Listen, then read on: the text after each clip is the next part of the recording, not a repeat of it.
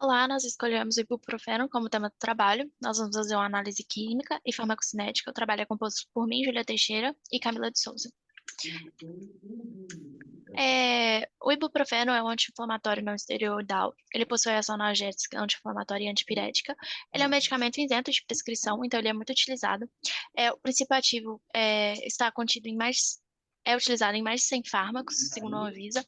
Ele é um medicamento essencial e ele é disponível gratuitamente pelo Sistema Único de Saúde. Falando um pouco sobre a molécula, essa molécula é um esqueleto de ácido acético aromático. Ele tem um centro quiral representado aqui para essa estrelinha, de forma que então ele vai ter dois isômeros, o R, que é inativo no corpo, e o S, que é uma forma ativa. Produção só do S é muito caro, dessa forma ele é inviável. Porém, naturalmente, a gente tem no corpo uma enzima, uma isomerase, consegue fazer a tradução da forma R para a forma S, de forma que essa forma S, que é ativa, já é naturalmente mais presente na formulação. Pode passar. Agora, falando um pouco mais sobre a farmacocinética, esse fármaco ele tem baixa solubilidade em água, porém, como ele tem essa função de ácido acético, ele consegue ser mais solúvel em pH neutro e alcalino, de forma que, então, ele tem sua maior solubilidade e absorção no trato gastrointestinal. Além disso, ele tem um coeficiente de partição no pH 7,4, que é o pH sanguíneo, de 1,1. Significa que ele tem grande adesão à fase orgânica e ele consegue, então, penetrar o sistema nervoso central. Pode passar. Esse fármaco ele sofre metabolização oxidativa hepática pela CYP450. Aqui a gente trouxe um exemplo da CYP450-SP-alfa, em complexo com o R-ibuprofeno. E todos os metabólitos eles são inativos e eles são eliminados tanto na urina quanto nas fezes. Mecanismo de ação. O ibuprofeno, ele vai inibir não seletivamente a enzima ciclooxigenase, a COX. Nós temos dois tipos de COX. Eles têm estruturas diferentes e resíduos de aminoácidos diferentes na porção terminal. A COX-1 é presente em diversos tipos de tecidos, então ele é muito abrangente. E sua inibição causa efeitos fisiológicos mais acentuados. COX-2 normalmente é o foco mais interessante do ibuprofeno. Ele é encontrado em locais de inflamação e é induzido por citocinas e mediadores inflamatórios. Nós temos aqui a estrutura da COX-1 e da COX-2. Nós podemos perceber que a COX-2 possui uma bolsa lateral e isso é formado por três resíduos, a valina, a arginina e a valina novamente. A COX-1 não possui essas estruturas e como o ibuprofeno ele é pequeno, ele consegue agir nas duas enzimas de forma semelhante. A enzima COX-2 induz a síntese de prostaglandinas. Elas são responsáveis por induzir a resposta de inflamação e dor.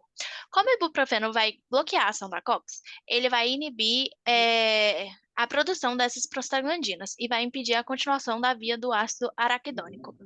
A mais interessante no nosso caso é a PGE2. Ela possui um papel muito importante na resposta inflamatória aguda, resposta à dor, febre, e também participa da inflamação crônica e formação de tumores. Agora, falando um pouco mais sobre análise 3D, como na literatura existem indícios de que a atividade inflamatória está mais relacionada com a inibição da COX-2, nós decidimos falar um pouco mais sobre esse estudo de Orlando, de 2014, onde ele faz a relação de uma COX-2 murina com esse ibuprofeno. Ele viu que o ácido carboxílico faz uma ponte com a arginina, que é basicamente uma ligação entre cargas diferentes, cargas opostas com esse aminoácido, que é muito importante para a ligação do fármaco com essa proteína. E ele faz uma interação de hidrogênio com a tirosina, que é muito importante para a estabilização dessa ligação. Além disso, ele também faz interações hidrofóbicas com alanina e vanina e outros compostos. Aqui a gente consegue ver em um pouco mais de detalhe essas ligações, focando aqui na função, na parte de cima, do ácido carboxílico se ligando à arginina e à tirosina. E depois a gente consegue também ver mais abaixo outras ligações que são menos explícitas, que são as interações hidrofóbicas com os outros aminoácidos. Ele é utilizado para dores leves e moderadas, e processos inflamatórios também.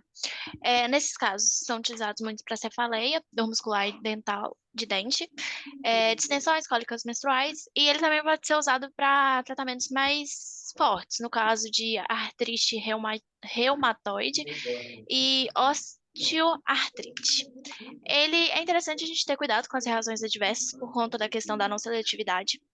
No caso do estômago, tem uma questão interessante porque ele atua diminuindo o muco estomacal, então é importante a gente ter cuidado.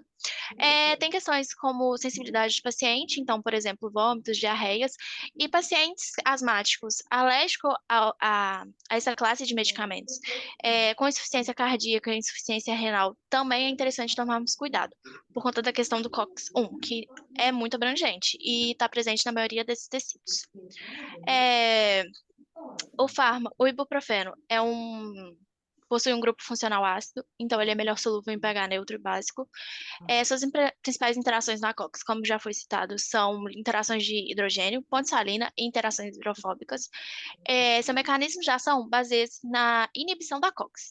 Então, ele vai impedir a formação de prostaglandinas e vai continuar a cascata inflamatória. E, como já foi dito, é importante a gente ter cuidado com esses pacientes que possuem insuficiência renal, hepática ou cardíaca. Nossas referências. E é isso, muito obrigada.